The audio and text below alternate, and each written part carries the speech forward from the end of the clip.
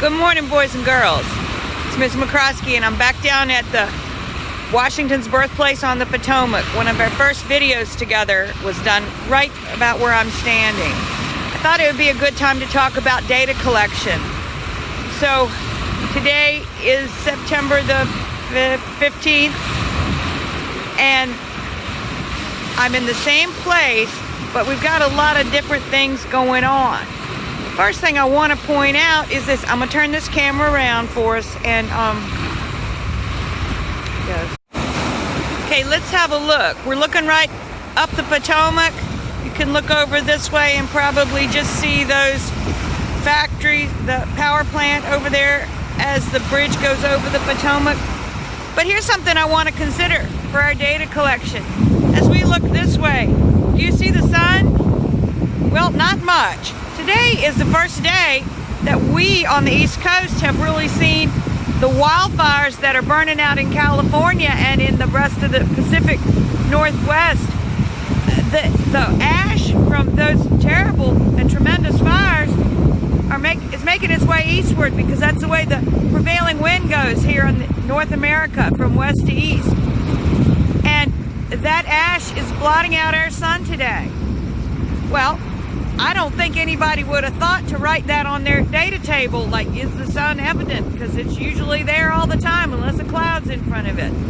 This would be what we call an anomaly. Anomaly, it's got the word A, the letter A in front, which reverses the root word, which is from normal. So we would say not normal. This is an anomaly. So how would that affect the rest of my data collection if I were collecting data here? Well, I'm not exactly sure. I do know I'd have to write it down on my data table and write in what was happening, what was so odd. Other natural events could be a severe storm, an eclipse. I don't think we have any. I know we don't have any solar eclipses on the calendar for this semester, but if we did have one in there, we would see changes happen the day of the eclipse. Temperatures would drop, birds would think it was night and go to sleep, different things. So when we decide to collect our data, we're not only going to collect what we think we're going to watch, we need to have some way to record the odd bits, like this, like that sun. And I don't know what's going to happen later today or even tomorrow, because it stands to reason that if this is the first day it's showing up and the fires are still burning, that what we're going to see is going to be worse and more. But I don't know. That's a prediction. I make a prediction, and then we'll observe over the next few days what really happened. Okay? Here goes the eagle flying right over our collection site. It's kind of cool out here today. It's the first day that's been a little cool. Got a little bit of wind. And the river isn't very choppy by our standards down here. A city person might think it was really rough, but it's not. You can see, we can see the eagle and the waves. So we have to keep all those things in mind as we collect our data and get our data tables ready to go. All right? Thank you very much. You all are lovely. Look, guys, it's a crab. Little teeny tiny Fiddler Crab, I think. See how close you can get. Look here, guys. Little tiny crab. I think it's a little Fiddler Crab. There's one claw looks a little bigger than the other. But it's alive. I guess he's too little to bite me. I suppose we'll see in a few minutes. All right. Good job. Hey guys, I just found something. I haven't walked down the beach this far before. This is at the parking lot at George Washington's birthplace, and when you come up, you turn to the right. But there's a pond over to the side.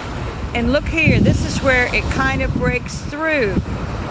This is really neat. As the water level in the pond comes up, the water will run out into the Potomac River. Now, of course, there's water coming into the Potomac from under our feet on the Great Potomac Aquifer. And if you take my ecology class, you'll learn a lot about that Potomac Aquifer and why we have to protect it from fracking. But at any rate, check this out. Look at all this huge sediment under here. So the rocks are not living. They're what we call an abiotic factor, as in not alive. As the word anomaly, the A makes the root word the opposite of what it is. So let's see if I can get in here a little bit and not fall down, bust my behind. Let's try. You know I'm an old lady, but I'll try anything, and I don't too much scared of stuff around here. It would be fun if one of y'all was standing behind a bush and jumped out and scared me, wouldn't it? It'd be fun. But anyway, look in there, and that's a pond in there. And I'll try and get a picture of that coming out, because I can't get up in there. I could probably walk. Well, a leaf dropped on me and made me drop my phone. But I think I could walk right along this little edge. Let's go a little bit in there. Let's see what we can see. This would be a place where we could find living stuff. We got in here and we were quiet and sit down for a while, we'd probably see some stuff happening. I just saw that eagle over us. And we got the leftovers of the pokeberries, so that's something for things to eat. I suppose something could eat that, don't you think? And I think there was some wild cherries in there.